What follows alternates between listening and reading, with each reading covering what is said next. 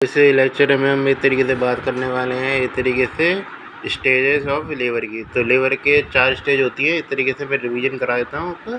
तो पहली स्टेज जो होती है उसमें क्या होता है, पेन ऑनसेट से लेकर हमारा कब तक इस तरीके फुल डायलेटेशन ऑफ सर्विस तक होती है, हम इस तरीके स्टेज 1 कहते हैं। जैसे पेन का मैनेजमेंट करते हैं, इस तरीके से कॉन्ट्रैक्शन चेक करते हैं कि एडिक्वेट कॉन्ट्रैक्शन है कि नहीं है, उसके डायलेशन पूरा होने तक की जितनी भी चीज़ें आती है वो सारी आती है स्टेज 1 में। स्टेज 2 जो होती है उसमें सारा काम चलता है। इसमें हम लेबर को करते हैं तरीके से बेबी को इतना इधर मोड़ के उधर मोड़ के, मैं बताऊँगा कि इधर से किधर मोड़ के उसकी डिलीवरी करा देते हैं।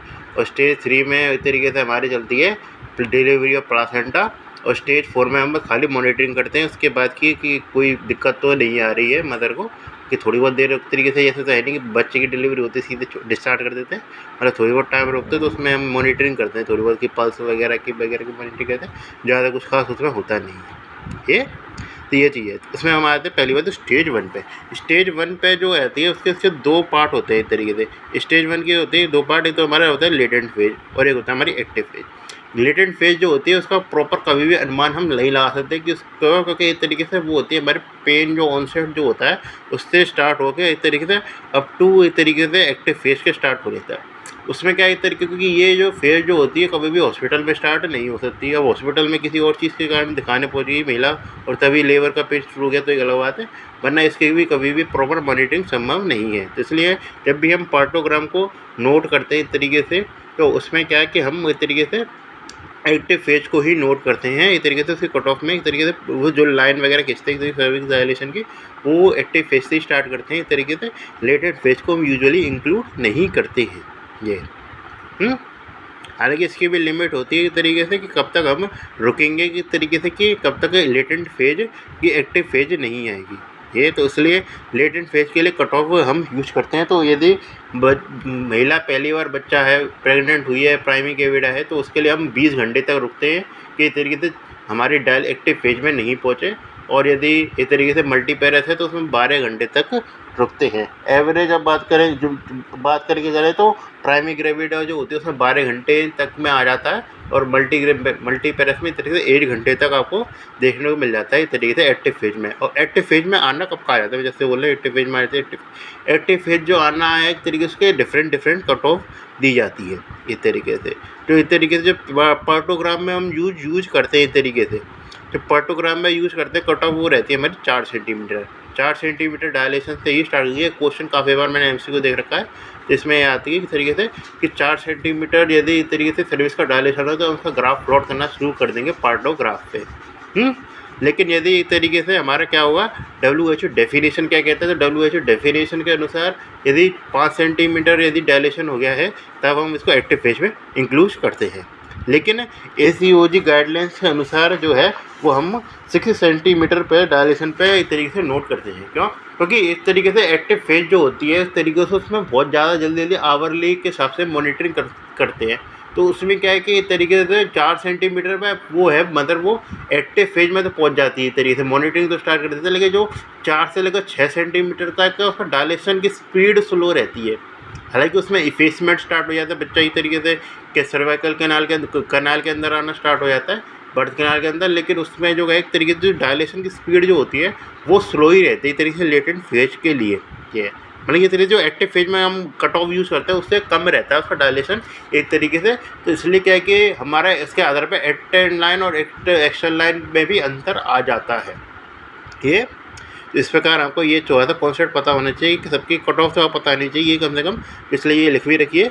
मॉडिफाइड WHO पार्टोग्राम के अनुसार 4 सेंटीमीटर रहती है। डेफिनेशन होता है 5 सेंटीमीटर रखना है इस तरीके से। खाली बस जैसे क्वेश्चन के काम पे ये पूछ लगा कि इस तरीके से कब से कब कहेंगे तो WHO 5 सेंटीमीटर। यदि आप पार्टोग्राम ड्रॉ कर रहे हैं तो 4 सेंटीमीटर करना है। और ACOG यानी कि तरीके स्पेसिफिक एक्टिव फेज की तरीके से डिफॉर्मिटी याद करनी है कि एक्टिव फेज में कोई दिक्कत है कि नहीं। जैसे मैं आगे जगह नॉर्मल लेवल में बताऊँगा काफ़ी सारे, तो तब आपको 6 सेंटीमीटर की कट ऑफ याद रखनी है ये बात हुई। तो अब हम आते हैं मेन जो चीज़ आते हैं हमारे पार्टोग्राफ पे। तो पार्टोग्राम जो होता है उसके कंपोनेंट्स होते हैं हमारे। हालांकि इसके रेट याद रखना, ग्रेड जो होती है हमारी इस तरीके से, जो मैं रेट मैंने बताई नहीं, तो रेट जो होती है यदि प्राइमरी गैविडा के बारे में बातचीत करके चलें तो प्राइमरी गैविडा में इस तरीके से डायलेशन की रेट होती है एक्टिव जो होती है उसमें 1.2 सेंटीमीटर पर आवर रहती है। मल्टीपेरस में थोड़ी ज़्यादा रहेगी क्योंकि ज़्यादा जल्दी डायलेशन हो जाता है तो 1.5 रहती है।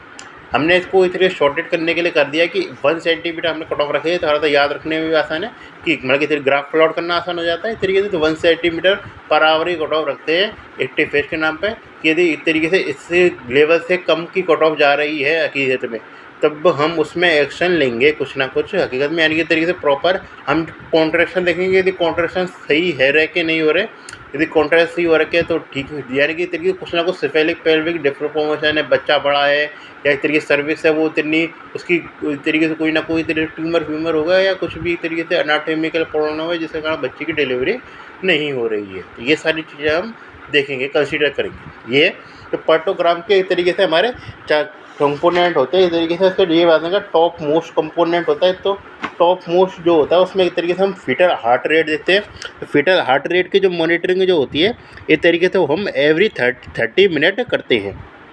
एवरी 30 मिनट हम मॉनिटरिंग करते हैं इधर फीटल हार्ट रेट की। ये करते हैं, ये किस लिए करते हैं, ये देखते हैं कि फीटल को डिस्ट्रेस तो नहीं हो रखा है। और काफ़ी बार का यूट्रस के कॉन्ट्रैक्शन इतने ज़्यादा होते हैं कि ब्लड सप्लाई पहुँच ही नहीं पाती बच्चे को। तो हो सकता है कि आगे चल के बच्चा हमारी तरफ से तो पैदा हो जाए लेकिन पीडिया वालों के लिए मुश्किल क्रिएट हो जाए, तो इसलिए हम कंसीडर करेंगे। ये तो इसलिए ये चीज़ है, तो उसके लिए फीटल हार्ट रेट की मॉनिटरिंग करना ज़रूरी है इस तरीके से। ये उसके अलावा जो एमनियोटिक फ्लूइड निकल रहा है वो पहली बात तो जो है bulge of bag of membrane बनेगा, फिर वो मेम्ब्रेन बैग ऑफ मेम्ब्रेन बना जैसे एक तरीके से एक्टिव फेज में, उसके बाद का वो रिलीज हुआ।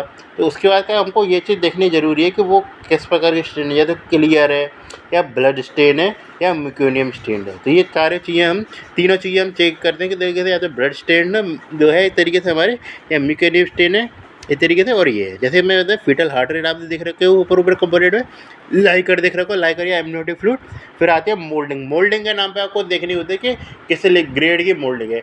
मोल्डिंग में मैंने बताया जब भी डिलीवरी होती है तो बच्चे की जैसे एक तरीके से ऊपर की जो होते हैं सूचर जो होते हैं एक तरीके से वो आपस में एक तरीके से जुड़े हुए नहीं होते, वो क्या आपस में एक तरीके से दूर होते हैं, ताकि क्या कि इससे क्या फ़ायदा होता है कि जब भी जैसे बच्चे का सिर बड़ा होता है, जैसे बच्चे को भी सबसे बड़ी चीज़ होती है कि उसका सिर बड़ा होता है, बाकी शरीर तो आसानी से डिलीवर हो जाए, मेन जो उसका हेड डिलीवर करना आने में दिक्कत आती है। तो उसमें क्या है जो ऊपर के सूचर जो होते हैं ना उसमें क्या कि घासा जाती है, जो पेरिनियम जब भी उसमें प्रेशर जाता है, जैसे बर्थ के लाइन से निकलेगा पेरिनियम उसमें प्रेशर डालेगी तो जो है तरीके से जो उसका जो स्कल की बोन जो होती है इस तरीके से वो आपस में एक दूसरे के ऊपर ओवरलैप कर जाती है, जिसके कारण क्या तरीके से डिलीवरी आसानी से हो सकती है। लेकिन हमें ये चीज़ देखनी पड़ेगी कि मोल्डिंग के लेवल में ही सही रहती है, उसके बाद हमें फ़ायदा नहीं देती।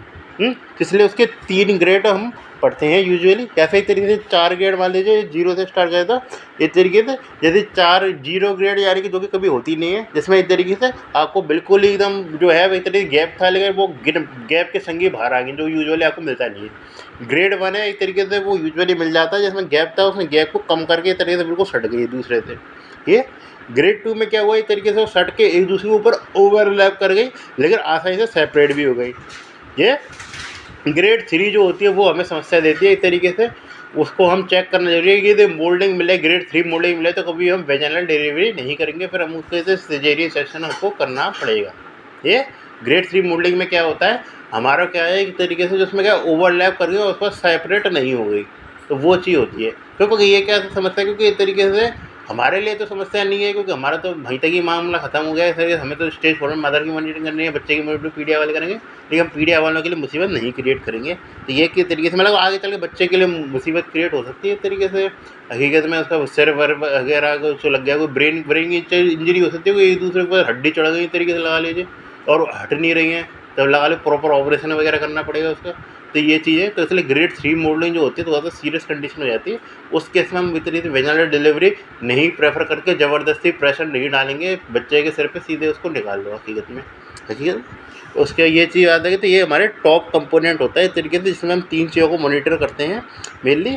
हम तो हार्ट रेट मॉनिटर करते हैं फीटल डिस्ट्रेस चेक करने के लिए, ये अमोनियम जो एक तरीके से एमनियोटिक फ्लूइड स्टेटस देखते हैं, क्योंकि हमें देखना होता है कि इस तरीके से वेजाइनल डिस्चार्ज के नाम पर ब्लड डिस्चार्ज हो रहा है कि एक तरीके से क्लियर ही है एक तरीके से, या फिर इस तरीके से म्यूकोनियम सीक्रेट हो रहा है उसके अंदर से। ये हम मोल्डिंग भी चेक करते हैं तरीके से डिसीजन लेने के लिए क्या करना है आगे चलिए। मिडिल कंपोनेंट जो होता है उसमें जो हमारी मेन चीज़ आती है वो रहती है हमारी सर्वाइकल डायलेशन, और वही चेक करनी होती है। ये तो सर्वाइकल डायलेशन के नाम पे एक तरीके से हम लेटेंट फेज जो होते हैं उसमें एक तरीके से कोई भी लाइन नहीं खिंची हुई मिलती इसमें, एक तरीके से उसमें कुछ भी मॉनिटरिंग नहीं करते। ठीक है, उसमें क्या होता है हम एक तरीके से हम इस तरीके से जब भी इसकी 4 सेंटीमीटर जो होती है इस तरीके से हाइट हो जाती है, 4 सेंटीमीटर जब भी लंबाई हो जाती है, उसके बाद इस तरीके से लाइन खींचना स्टार्ट कर दिया। इसमें थोड़ा सा गलत सा बना रखा है, तो 4 सेंटीमीटर जब भी हो जाएगी इस तरीके से, यहाँ पे इस तरीके से डायलेशन हो जाएगी, 4 सेंटीमीटर हम खींचेंगे लाइन, और उसके बाद उसके से सीधे 4 घंटे लाइन रखी इसी चीज़ में। जो इतनी स्लोप याद रखना, इसका स्लोप कितना रहेगा, तो 1 सेंटीमीटर पर आवर के हिसाब से इस तरीके से स्लोप रखता है इसका। तो ये चीज़ फिर 4 घंटे बाद हम उसको देखेंगे। अब क्या हम करते हैं तरीके से उसका डायलेशन का हम नापेंगे।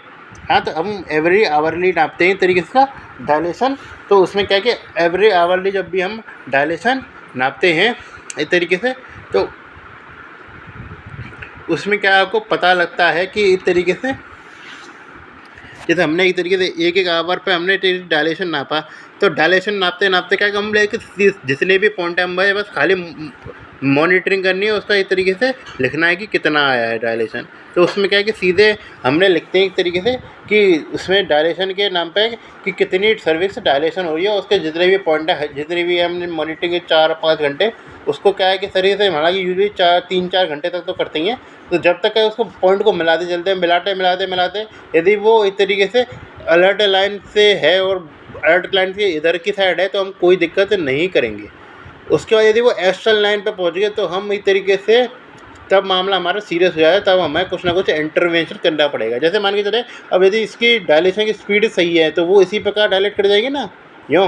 अब मान लीजिए स्पीड कम है, तो इस तरीके से यूँ मुड़ जाएगी, और मुड़ते मुड़ते यदि वो एक्स्ट्रा लाइन से ही पार निकलेगी, क्योंकि हम इसको भी कंपोनेंट के रूप में रख सकते हैं कि वो 4 सेंटीमीटर 6 सेंटीमीटर को यूजुअली वो स्लो डायलेशन करती है, लेकिन 6 सेंटीमीटर के बाद तो उसे अच्छे से डायलेशन करना चाहिए ना हकीकत में। तो अलर्ट लाइन से पीछे तो नहीं जाना चाहिए था, हालांकि एक्स्ट्रा लाइन के आसपास ही रहनी चाहिए थी, लेकिन अलर्ट लाइन से भी पीछे चली जा रही है, तो एक्स्ट्रा लाइन से भी पीछे चली जा रही है, इसका मतलब कि कुछ ना कुछ गड़बड़ जरूर है ये।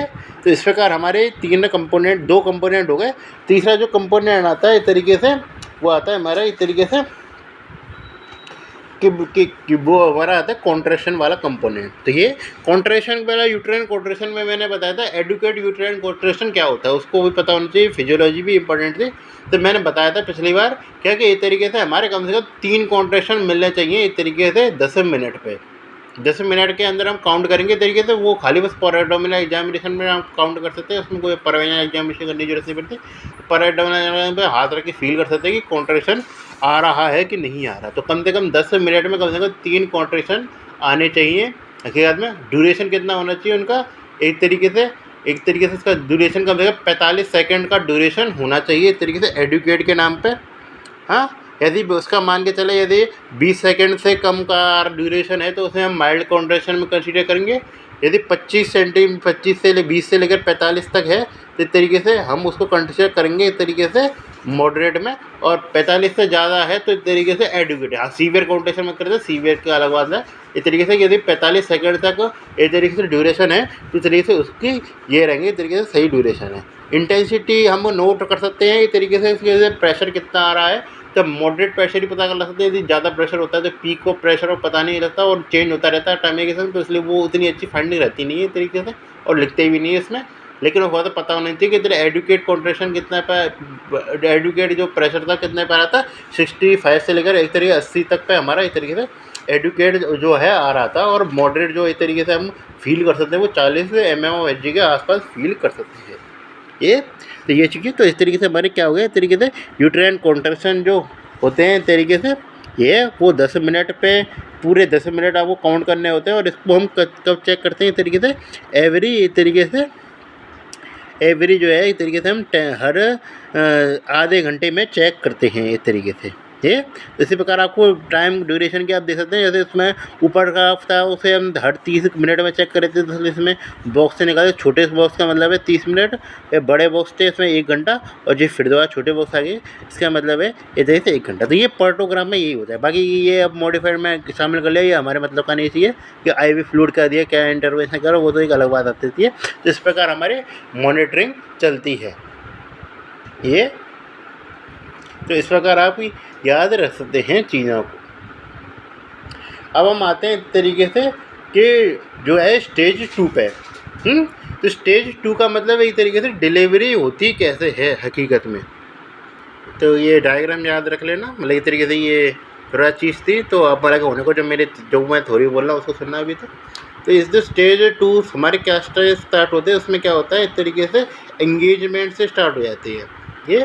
तो एंगेजमेंट होता है, क्राउनिंग होती है। इसका मतलब क्या था, क्राउनिंग का क्या मतलब होता है, तरीके से उसमें क्या है, स्कैल्प आपको विजिबल देखने को मिलेगा इंट्रोइटस पे ये। उसमें डिलीवरी के लिए क्या क्या स्टेप चलते हैं, तो पहले क्या करते हैं, एक्सटॉर्शन करते हैं इस तरीके से बेबी का ये। इससे पहले क्या करते हैं, एंगेजमेंट होता है, मैं गलत बोलिए, एंगेजमेंट होता है, बेबी पहले एंगेज करता है ये। उसमें क्या बात करता है, एंगेजमेंट के बाद क्या करता है, फ्लेक्शन करते हैं। और ये फ्लेक्शन क्या एक तरीके से, या तो वेल फ्लेक्स्ड हेड है तो मेंटेन रहता है ये, तो पार्शियली फ्लेक्स हेड है तो भी क्या कहते हैं, पेरिनियम वगैरह जो ओरिजिन होता है इस तरीके, क्योंकि वो इतना पूरा खाली रास्ता तो होता ही नहीं इतनी बेबी के निकलने के लिए, तो जो का वो प्रेशर बना के जो हेड है वो अंदर की तरफ कर देता है उसको इस तरीके से, तो फ्लेक्शन कर देता है इस तरीके से। अब मैं दिखाऊँ किसमें, हाँ दिखाऊँ ये, ठीक है देख लेना। तो ये चीज़ है, तो ये फ्लेक्शन है वो रहता है उसका, बेबी एकदम फ्लेक्स्ड हेड के संग रहता है।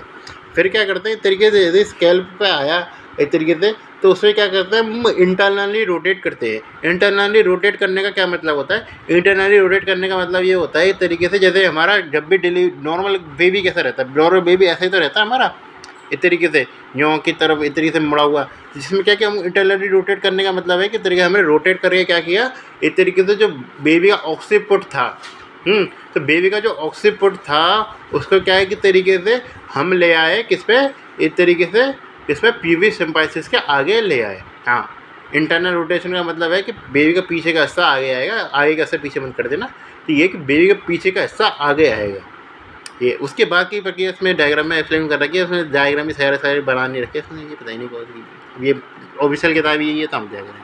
तो ये, तो इसमें ये चाहिए, तो उसमें क्या किया हमने, इंटरनल रोटेट किया, ये सबसे इंपॉर्टेंट स्टेप होती है तरीके से याद रखना। तो इंटरनल रोटेट करने में हम कितना रोटेट करेंगे ये भी तो याद रखना। तो इस तरीके से इंटरनल रोटेट करने के नाम पे हम करेंगे, फिर एंटीरियर रोटेट करेंगे, जिसके कारण क्या है वो डायरेक्ट ओसिपिटो एंटीरियर हो जाएगा। इसका मतलब है कि वो जैसे ज़्यादातर बिल्कुल प्रॉपर टेढ़ा तो रहता है ना, इस तरीके से यूँ, इस तरीके से जैसा इसमें देखें तो आता है, तो वो प्रॉपर जो एंट्री करता है वो यूँ ही तो रहता है ना, उसको क्या घुमा के प्रॉपर ले आया। और हमने क्या कि इस तरीके से पूरा 2 क्वाड्रेंट घुमाया था इस तरीके से, यानी 25% हमने घुमा दिया। ये 2/8 हम घुमाएंगे इस तरीके से, से कहे तो 2/8 हमको घुमाना है, जिसमें कारण क्या होगा इस तरीके से, जो ऑक्सीपिटो का वो जस्ट डायरेक्ट एक तरीके से आपको डायरेक्ट ऑक्सीपिटो एंटीरियर पोजीशनिंग पे आ जाएगा ये चीज़ें। तो ये एक तरीके से इसमें जो रोल रहता है इस तरीके से हमारा, इसमें हमारे यूटेराइन कॉन्ट्रैक्शन का भी रोल रहता है और सर्वाइकल डायलेशन में भी रोल रहता है। जैसे रोल पूछता है किसी चीज़ का रोल रहता है, इस तरीके से ये चीज़ें, तो सारी चीज़ें का रोल रहता है कि तरीके से वेल फ्लैश्ड हेड है, और यदि यूटेराइन कॉन्ट्रैक्शन एडुकेट है इस तरीके से, और यदि पेल्विक का साइज, बेबी का साइज वगैरह है, सारी चीज़ सही है, तभी ये प्रक्रिया हो सकती है हमारे इंटरलूटेशन की, वरना नहीं होंगी। ठीक है, ये काम आपने कर लिया, जो लगभग आपका आधा सा काम हो गया। फिर क्या होता है, इस तरीके एक्सटेंशन करा के इस तरीके से आपके हेड की डिलीवरी कराते हैं इस तरीके से। पहले जो हमारा उद्देश्य है कि हेड की डिलीवरी कराना, जैसे बेबी है, जैसे इसमें आया तो इसमें जैसे पूरा हेड की डिलीवरी करा के दे रखा है, इस तरीके एक्सटेंशन वाली प्रक्रिया बता रखी है। तो उसके बाद क्या इस तरीके से बेड होता है, वो इस तरीके से बिल्कुल काला से, उसका इस तरीके से खाली बस बाल ही बाल दिखेंगे, उसको हम क्या इस तरीके से उसको ऊपर की तरफ करना है इस तरीके से, यानी कि इस तरीके से हमें चिन, इस तरीके से उसके ब्रो निकाल लिया, इस तरीके से फेस निकाल लिया, फिर नीचे चिन तक ले आया इस तरीके से आप लगा दे, तो उसमें उठा के चिन तक उसकी ड्रिल निकाल दिया उसका। तो ये क्या है हमारा एक्सटेंशन वाली प्रक्रिया है।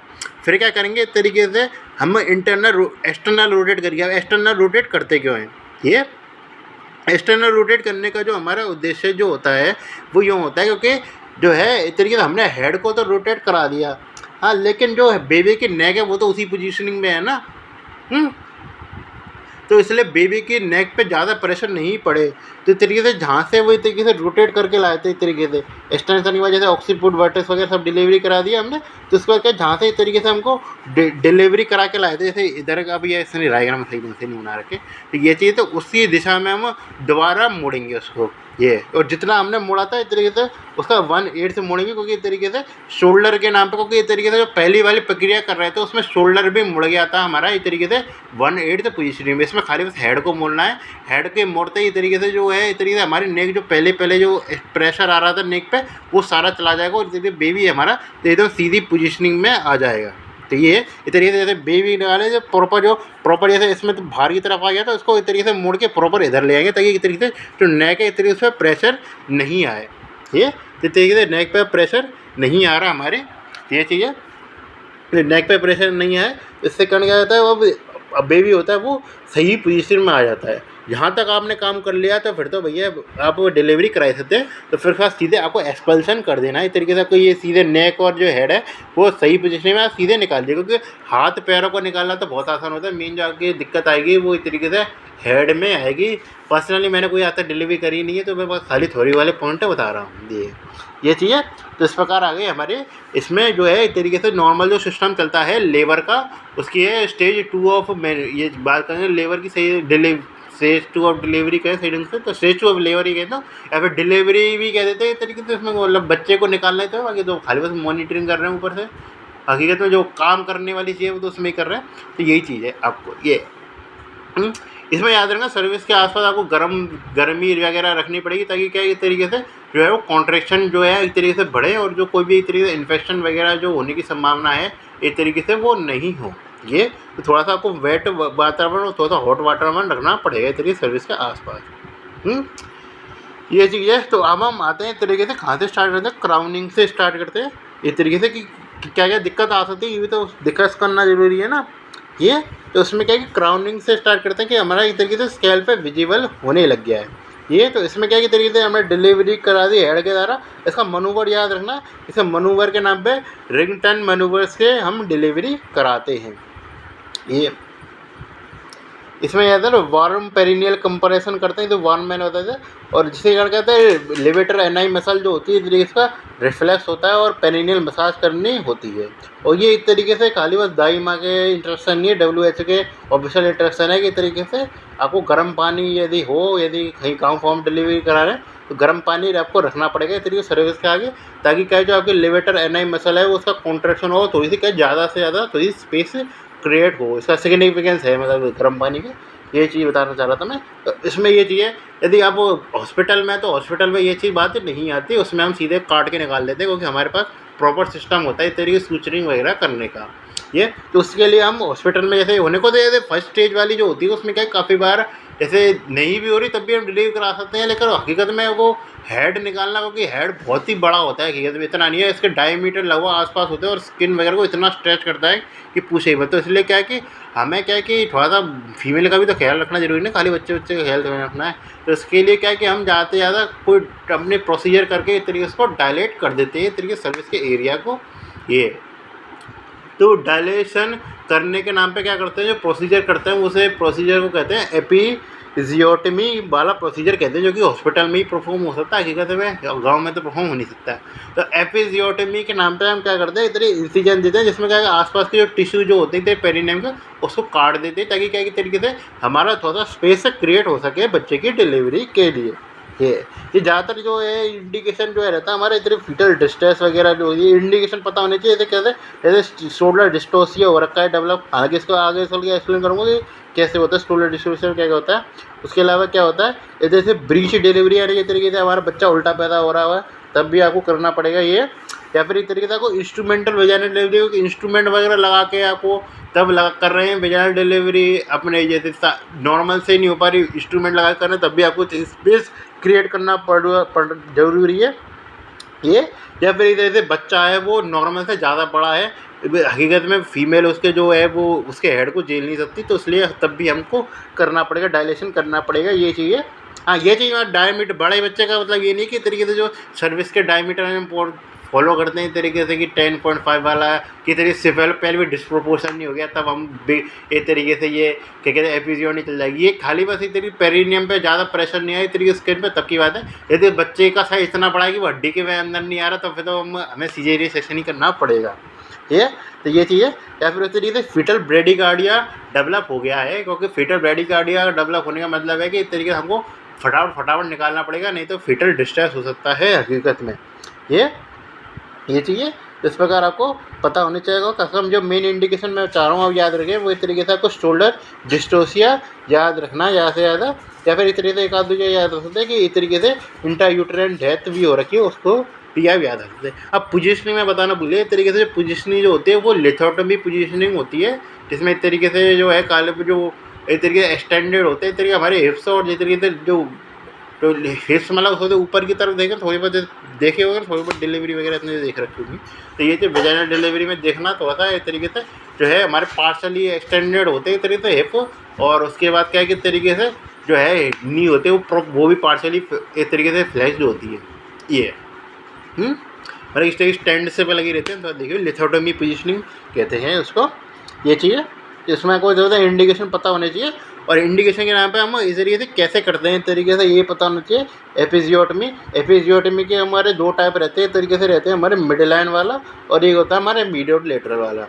मिडिल लाइन वाला जब भी हम करते हैं उसमें क्या है तरीके से हमको लेस ब्लीडिंग होती है, लेस मसल काटनी पड़ती है हकीकत में, तो और वो जल्दी से जल्दी हिल भी जाता है।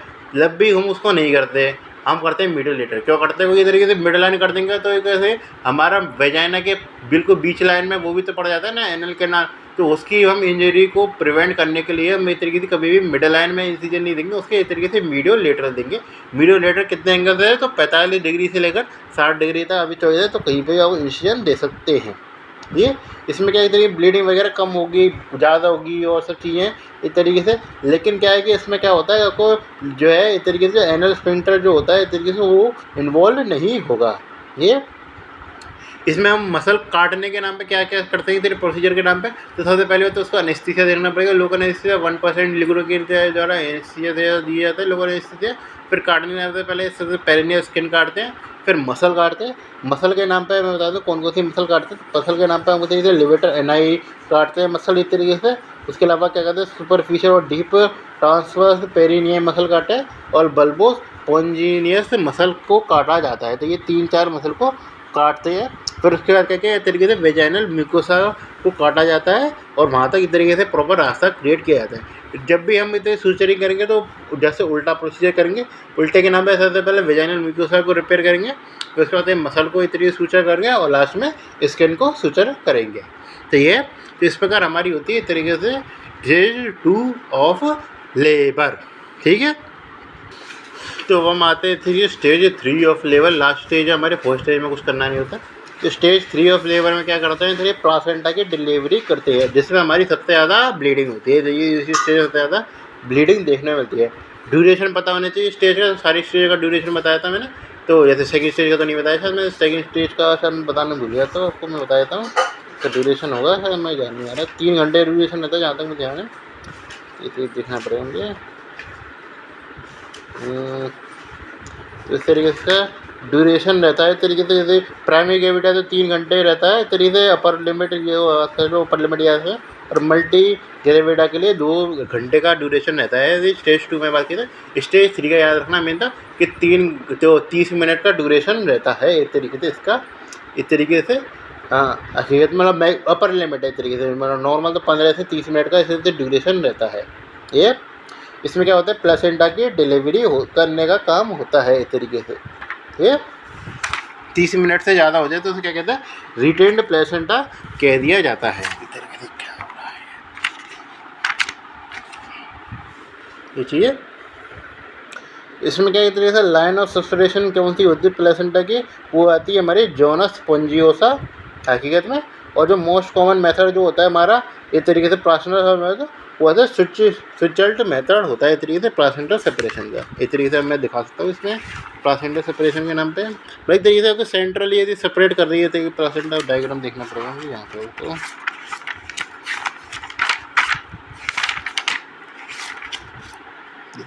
तो ये तरीके से ध्यान रखना, ये प्लासेंटा सेपरेशन मैटर है। ये सेंट्रल एक तरीके से ये सेंट्रल है।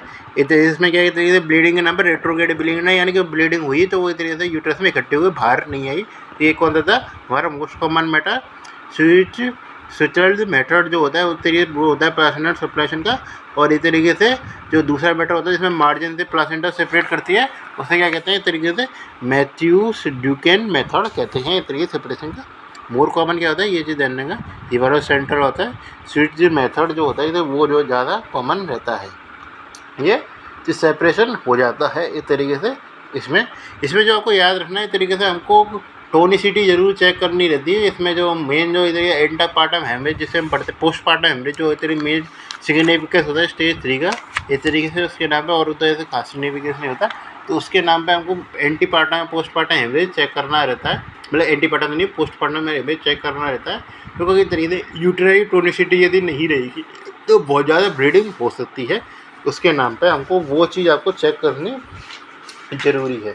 ये तब वजाइनल डिलीवरी में कितनी आपको ब्लीडिंग अलाउ है ये पता होना चाहिए। तो इस तरीके से 500 ml तक यदि ब्लीडिंग हो रही है तो वो थोड़ा सा एक नॉर्मल केस है, उससे ज़्यादा ब्लीडिंग नहीं होनी चाहिए, तो उसे हम थोड़ा सा हेमरेज में कंसीडर करेंगे। इतनी ही ब्लीडिंग होनी चाहिए 500 ml तक, उससे ज़्यादा नहीं होनी चाहिए। ये आज से पूछ सकता है तेरी प्लासेंटा सेपरेशन के साइन क्या क्या होते हैं, तो साइन पूछ सकता है प्लासेंटा सेपरेशन के। तो प्लासेंटा सेपरेशन के साइन जो होते हैं वो आता है कि तरीके से ब्लीड होगी, एक तरीके से आपको गश ऑफ ब्लड देखने को मिलेगा, एक तरीके से इसे ब्लीडिंग देखने को मिलेगा। ब्लीडिंग मेन साइन होता है आपको, जैसे मैं बताया था उसमें भी हम चेक तो कर देंगे पार्टोग्राम पे कि ब्लीडिंग तो नहीं हो रही, तो इस तरीके से वो नॉर्मल साइन नहीं है। जिसमें हमको ब्लीडिंग मिल रही है, इतनी क्लियर डिस्चार्ज नहीं मिला तो अब नॉर्मल साइन है। इसमें ब्लीडिंग मिला नॉर्मल साइन, हाँ एक्सेसिव ब्लीडिंग मिल रहा है तो वो अब नॉर्मल है, लेकिन ब्लीडिंग मिलना एक तरीके से नॉर्मल साइन होता है, इस तरीके से कि प्लासेंटा सेपरेट हो रही है। ये उसके अलावा क्या है, मैंने सुप्रापुबिक बल्ज आपको देखने को मिलेगा यदि पर एब्डोमिनल एग्जामिनेशन कर रहे हैं। उसके अलावा हाइट ऑफ यूट्रस है वो राइज हो जाएगी, स्वेट क्यों राइज हो जाएगी, क्योंकि देखिए ब्लीडिंग में जो ब्लड हुआ है इस तरीके से यूट्रस अभी नॉर्मल पोजीशन में तो आया नहीं है। हकीकत में ऐसा तो है नहीं, बच्चे की डिलीवरी करते हुए नॉर्मल पोजीशन में आ गया, लेकिन क्या है जो ब्लीडिंग इकट्ठी हुई वो पीछे की तरफ पर एब्डोमेन में यूट्रस के अंदर जो इकट्ठी हो रही है, तो उसने क्या उसकी हाइट को बढ़ा दिया, तो आपको फील करने पे आपको ज़्यादा हाइट महसूस होगी पहले से। उसका कारण था ब्लीडिंग है उसका इंसिडेंट ये। और जो आपको बेड साइन आपको पता करना चाहिए वो ये पता होना चाहिए आपको, जो कॉर्ड जो है उसकी लेंथनिंग हो जाएगी। जैसे आपको हकीकत में बच्चा निकाला तो उसके अंदर अम्बिलिकल कॉर्ड से जुड़ी रहती है ना, तो यह आपने क्या कि नॉर्मल जो निकाली उसके बाद क्या कि हम ऐसे सीधे सीधे हम कॉर्ड की क्लैंपिंग करते नहीं है, सीधे नहीं कॉर्ड काटते नहीं है, तो हम क्या कि इस तरीके से हम देखेंगे कि जो कॉर्ड है उसकी लंबाई है वो पहले तो थोड़ी बहुत बाहर आ रही थी, फिर उसके बहुत ज़्यादा बाहर होगी, इसलिए लंबाई बढ़ती चली। लंबाई बढ़ती चलने का क्या कारण है, अंदर से जो है इस तरीके से क्लैंपिंग हुई, इस तरीके से जैसे अगर जो वेनाइला में कॉर्ड जो है वो नॉर्मल से ज़्यादा बाहर आ रही है। इसका मतलब है इस तरीके से जो प्लासेंटा का सेपरेशन हो चुका है। इस तरीके से ये इस तरीके से परमानेंट सही है, ये तो मिलेगा ही मिलेगा, और चीज़ों की और कोई और चीज़ों में भी देखने को मिल सकती है। तो 4-5 साइन जरूर याद रखना, रिपीट करें मेरे साथ कि ग्रश ऑफ ब्लड इस तरीके को देखने को मिलेगा, सुप्रापुबिक बल्ज देखने को मिलेगा, इस तरीके से फंडल हाइट है वो आपको ज़्यादा देखने को मिल सकती है। और उसके अलावा क्या कहते हैं कॉर्ड की लेंथ भी देखने को मिलेगी, और जो प्लासेंटा यदि पर वेजाइनल एग्जामिनेशन कर रहे हैं उस समय तो आपको प्लासेंटा फील होने लग जाएगी इस तरीके से, जैसे यहाँ तक वेजाइनल तक पूरी प्लासेंटा फील हो। हाँ इसको प्लासेंटा मत कंसीडर करना, ये अम्बिलिकल कॉर्ड ये है हमारी प्लासेंटा फील होने लग जाएगी। ये जिसके हम कई तरीके से 2 मैनेजमेंट होते हैं। मैनेजमेंट के नाम पे एक होता है हमारा पेशेंट मैनेजमेंट, जिसमें हम कुछ नहीं कर रहे हैं बस खाली मॉनिटरिंग कर रहे हैं। उसमें क्या है कि तरीके से हमारे क्या रिस्क जो रहता है वो क्या होता है, इंक्रीज ब्लड लॉस वगैरह का रिस्क रहता है, और पीपीएच डेवलप हो सकता है यदि हम कुछ भी इंटरवेंशन नहीं करें, तो आगे चलकर उसको पोस्टमार्टम हेमरेज डेवलप हो सकता है। लेकिन यदि हम एक्टिव मैनेजमेंट करें इस तरीके से AMTSL जो होता है प्रोटोकॉल उसको फॉलो करें, तो इसलिए उसमें चांसेस होते हैं इस तरीके से डिक्रीज होने के। ये तो उसमें मैनेजमेंट के नाम पे क्या क्या करते हैं तरीके से उसको सीधे सुनिए। अब हकीकत में मैं चेहरा दिखाने का क्या मतलब इसमें सुनना ही है, इसमें कोई डायग्राम फाइलों को सीखने का नहीं है। तो इसमें जो है इस तरीके से उसमें 4-5 स्टेप फॉलो की जाती है।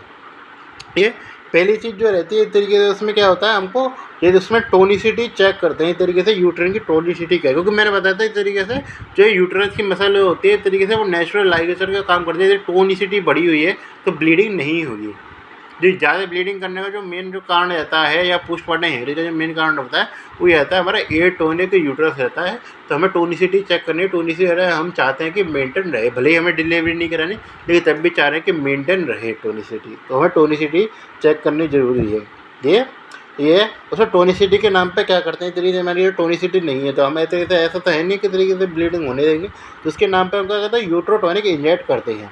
ये तो मेन यूट्रोटोनिक कौन सा आता है हमारा ऑक्सीटोसिन होता है मेन यूट्रोटोनिक।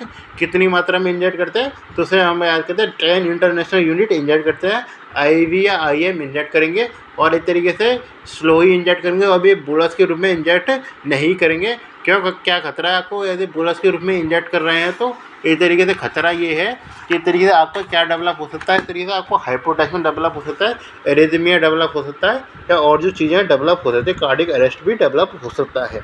इसलिए हम इसको कभी भी स्लो ही इंजेक्ट करेंगे। ये जिसकी तरीके से इसका ड्यूरेशन कितना रहता है, इस तरीके से ड्यूरेशन ऑफ एक्शन कितना रहता है, 3 आवर तक रहता है और ऑनसेट ऑफ एक्शन 3 मिनट रहता है। जल्दी सबसे आसान है 3 से याद कर लेना।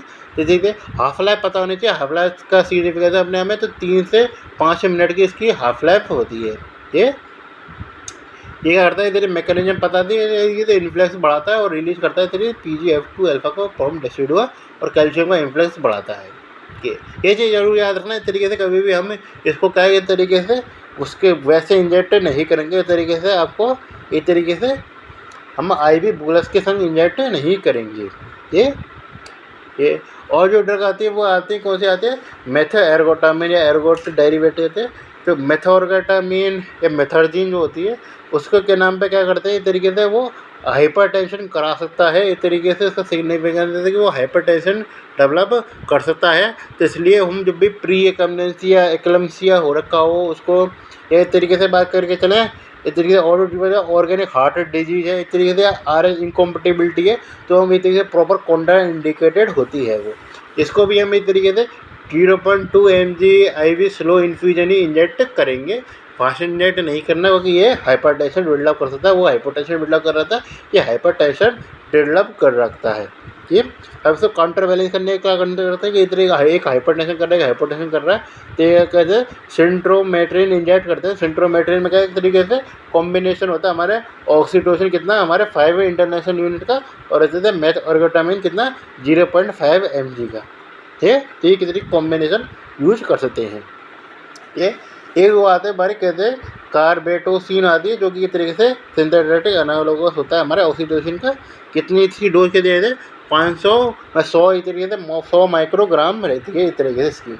ये जो हमारा लास्ट आता है मीजोपोस्टर की डोज कितनी रहती है हमारे PGE1 एनालॉग होता है, इसकी डोज कितनी रहती है हमारी 600 मिलीग्राम माइक्रोग्राम ओरली रहती है। इस तरीके से साइड इफेक्ट के नाम पे कोई सिग्निफिकेंट साइड इफेक्ट या फीवर चिल्स वगैरह इस तरीके से साइड इफेक्ट के नाम पे आपको देखने को मिल सकते हैं। ये तो हमारे होते हैं यूटीटोनिक इंजेक्टर।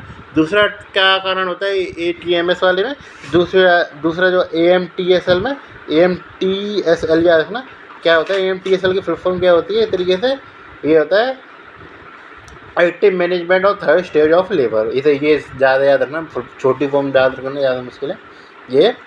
तो इसमें क्या आता है इस तरीके से, उसमें क्या करेंगे इस तरीके से उसके नाम पे करते हैं डिलेड कोड कंप्लिंग करते हैं। इस तरीके से कोड को काटेंगे इस तरीके से, तो वो डिलेड करेंगे। क्यों करेंगे डिलेड, ये पता होना चाहिए। तो इससे डिलेड करते हैं, इससे कारण क्या होता है, कम से कम 80 ml जो ब्लड होता है मतलब, किस तरीके से डिलेड का मतलब कितना भी डिलेड होता है ये भी तो पता होना चाहिए। तो कम से कम 1 मिनट तो आपको डिले करना है, चाहे तो आप ज़्यादा से ज़्यादा 3 मिनट आप डिलेड करेंगे हकीकत में। हाँ, बहुत ज़्यादा डिले भी मत कर देना, तो 3 मिनट तक आपको डिले कर देंगे। ऐसा क्यों है, क्योंकि इस तरीके से जब भी आपको डिलीवरी होती है तो उसमें क्या है कि तरीके से जो है वो यूट्राइन वेन्स की आर्टरी की सप्लाई बंद हो जाती है, लेकिन जो यूट्राइन वेन्स होती है उसकी सप्लाई चालू रहती है। जिसके कारण ब्लड सप्लाई जो कौन करता है, यूट्राइन वेन इसलिए करती है, इसलिए उसकी सप्लाई होती है वो चालू हो रहती है। अब ब्लड निकलता नहीं है बच्चे से, ब्लड के अंदर आता है खाली बस। ये हम चाहते इतना भी नहीं चाहते कि बस आता ही आता रहे, कि बहुत ज़्यादा पॉलीसेटिन डेवलप हो जाए, लेकिन हम चाहते हैं कि थोड़ा सा एक्स्ट्रा ब्लड हो जाए। आयरन जो है इस तरीके से, क्योंकि ब्रेस्ट जो मिल्क होता है उसमें आयरन नहीं होता है, इसी कारण हम क्या चाहिए कि इस तरीके से जो बच्चे को शुरुआत में अच्छा खासा आयरन मिल जाए। ये इसलिए हम क्या करते हैं इस तरीके से डिलेड क्लॉट कैंपिंग करते हैं। 1 मिनट भी हम डिलेड करेंगे तो कम से कम 80 ml जो ब्लड है वो एक्स्ट्रा डिलीवर होगा बच्चे को। ये तो बच्चे को हमने एक्स्ट्रा ब्लड है वो डिलीवर कर दिया। इसके बाद क्या करेंगे और क्या कर सकते हैं इस तरीके से, इसके अलावा कर सकते हैं हम इस तरीके से मतलब इस तरीके से कॉर्ड कैंपिंग करते हैं। ये बताना तो इंडिकेशन पता होनी चाहिए कि तरीके से कब हम अर्ली कॉर्ड कैंपिंग करेंगे। अर्ली कॉर्ड कैंपिंग का जो इंडिकेशन रहता है इस तरीके से, जिसमें हमको वो रहता है हमारा बर्थ के नाम पे एस्फेक्सिया डेवलप हो गया है इस तरीके से उसको।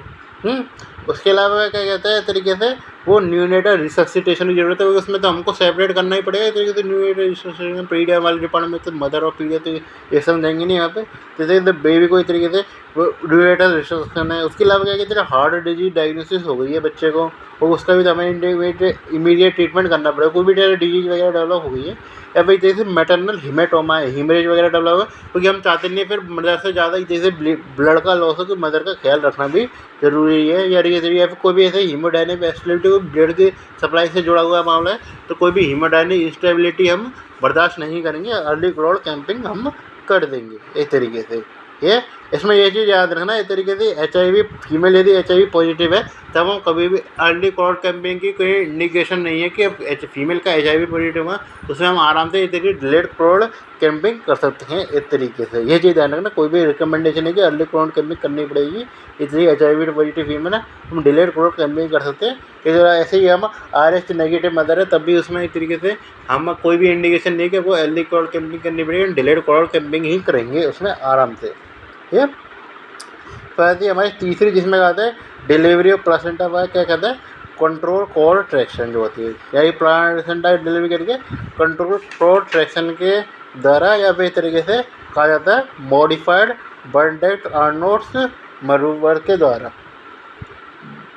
ब्रेंट आर्नोट्स मरूवर के द्वारा इस तरीके से इसमें ट्रैक्शन काउंटर ट्रैक्शन इस तरीके से संग संग चलते हैं और जैसे हम डिलीवरी कराते हैं। तो इस तरीके से इसमें आपको याद रखना, आपको सेपरेशन उसी टाइम पे करना है जब इस तरीके से यूट्रस का कॉन्ट्रैक्शन हो रहा है। मतलब इस तरीके से आपको हमने थोड़ा बहुत खींचा, हमने कॉन्ट्रैक्शन चेक की, कॉन्ट्रैक्शन आया तो उसी समय कैशन आया इस तरीके से, जिसके कारण आप प्रिवेंट कर सकते हैं कॉम्प्लिकेशन के नाम पर यूट्राइन इन्वर्जन वाली कॉम्प्लिकेशन जो है इस तरीके से प्रिवेंट कर सकते हैं। ये फिर क्या आपको लास्ट में क्या करना है इस तरीके से स्टेज 4 में आपको बार बार असेसमेंट करना पड़ेगा इस तरीके से, वो है कि यूट्राइन टोन का असेसमेंट करना पड़ेगा। तो यूट्राइन टोन यदि तब भी उस समय ज़्यादा नहीं हुई तो पोस्टपार्टम हेमरेज की संभावना है इस तरीके से, तो इसलिए हम मसाज वगैरह ही करते हैं यदि हेमरेज मैनेज हो जाए, ताकि इस कॉम्प्लिकेशन क्या है ना पोस्टपार्टम हेमरेज जब टॉपिक आएगा तब पढ़ेंगे। तरीके से मेन जो तरीके से इसको पढ़ने का उद्देश्य ये है हमारा पोस्टपार्टम हेमरेज को समझना, और ऐसे कुछ खास सिग्निफिकेंस नहीं है। तो हमने जिससे जो है इसको फॉलो करा है